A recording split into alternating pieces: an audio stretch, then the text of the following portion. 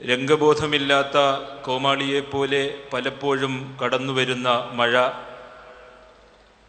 ജനലക്ഷങ്ങൾ അണിനിരക്കുന്ന ഈ പരിപാടിയെ ബാധിക്കുമോ എന്നായിരുന്നു എൻ്റെ ഭയം. പക്ഷേ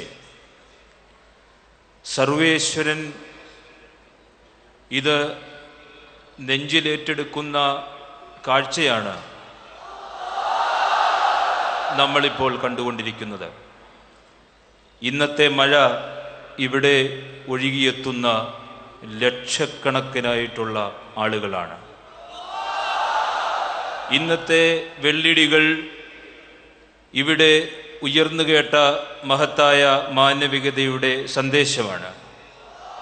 ഇന്നത്തെ മിന്നൽ പിണരുകൾ അജ്ഞത കൊണ്ട് അന്ധരായ ഈ സമൂഹത്തിലേക്ക് ഉസ്താദ് പായിച്ച ആ പ്രകാശമാണ്.